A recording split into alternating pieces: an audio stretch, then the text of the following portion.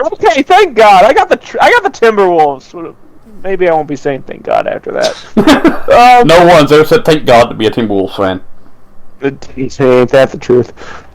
So Timberwolves, they currently sit at 16-15. If I'm not mistaken, they've won the last 3 games. They're currently sitting at the 9th seed in a play-in tournament, having gone 6-4 in their last 10. I really think,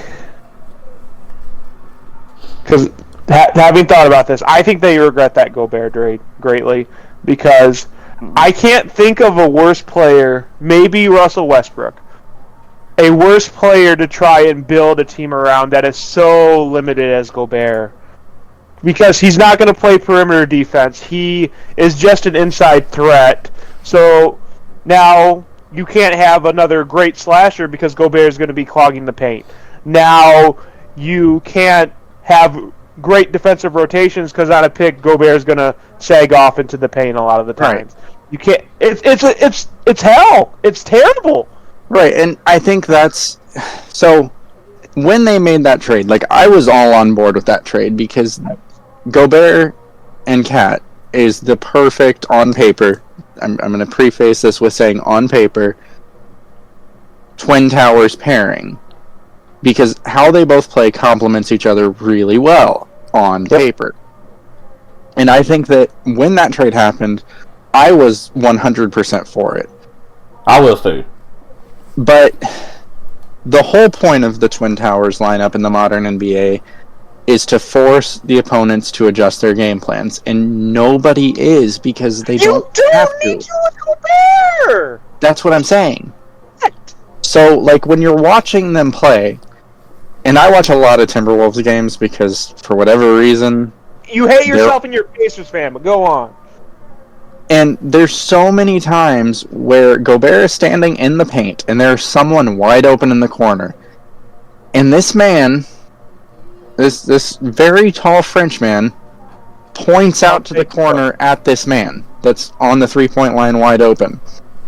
And he's just pointing, and seconds go past. And then the ball comes to that corner, and that corner shoots the three. Even if you are not a great perimeter defender, and we know Rudy Gobert for all of his... Even you being a Gobert hater, he's an elite interior defender. We know that. Not great on the perimeter, but at least getting a hand in the face of someone instead of wasting your time pointing at them. He's not committing to the closeout because that would leave the paint open. Which I get. But if you're going to point at a wide open man in the corner and call it out, just close out on them. Offensively, we know Gobert is not much of a threat. Like, yes, he's going to be a lob threat, and yes, he's an inside threat sometimes. He's a threat to lead the league in like shooting percentage, but he's going to take like 4 shots a game. Right. 5 shots. And you've got... If you're going to run the Twin Towers, you have to make teams adjust, and they're not, because I'm not going to call Gobert a defensive liability, because I think that would be hubris because of how great he is as an interior defender.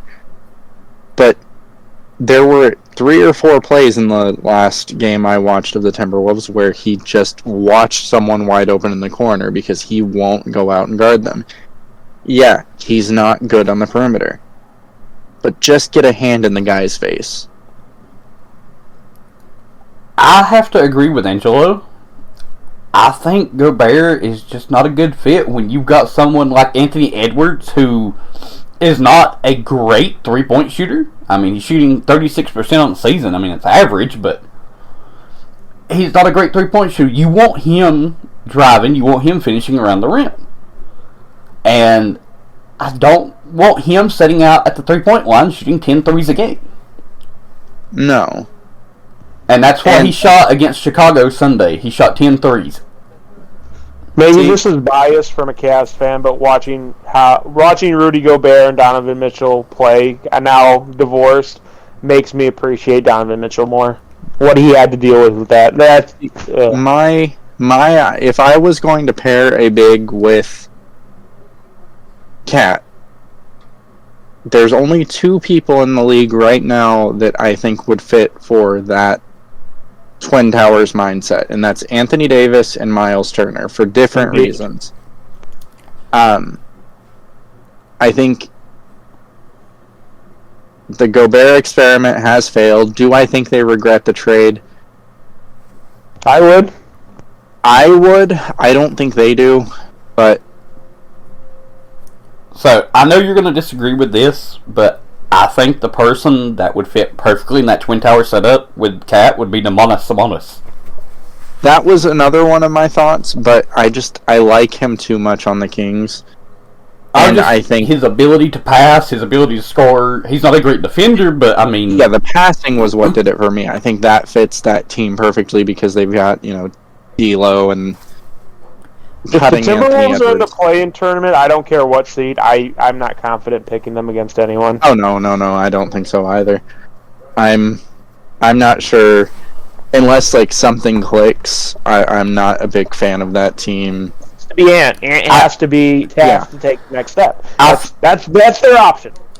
The only team that they could stand a chance against would be New Orleans, and that's only because Rudy versus Zion. No. Absolutely not.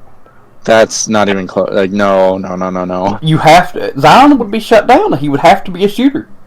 Maybe the Lakers if AD got hurt. I don't think Zion would be shut down. I don't think you stop Zion this year. Man's a freight train. We'll get to them later, but yeah, no, I don't know if they regret it. I would.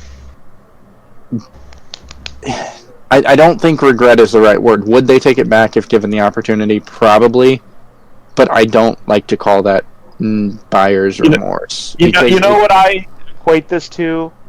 This is baseball, and this is a basketball thing, but to me, the Mets just spent $500 million just to make the playoffs once. That's kind of how I feel about the Minnesota Timberwolves trade. They mortgaged their future to make the playoffs once. Good job, buddies. I think that Gobert has done well in that team, and I think it's been a decent tenure. Dude. Their rebounding outside of Gobert and Cat is atrocious.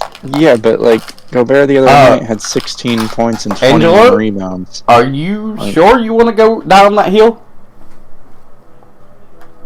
Down what hill? Down the hill of Gobert and Cat's the only one that's rebounding.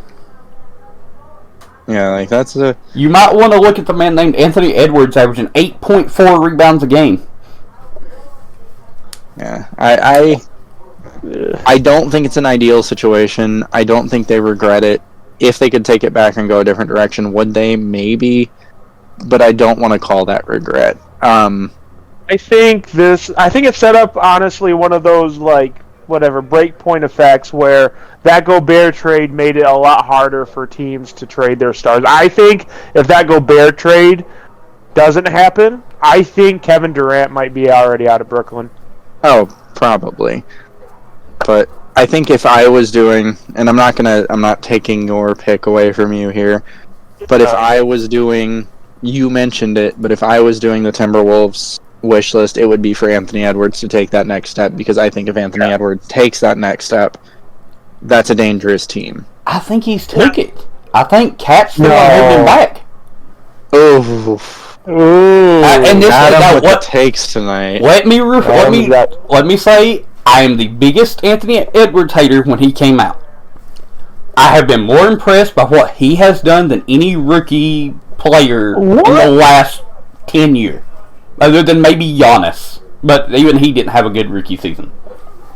Giannis, no. But we're spending a lot of time on some of these, but... Yeah. I think we'll move on now. So I think it's me, right? Yep.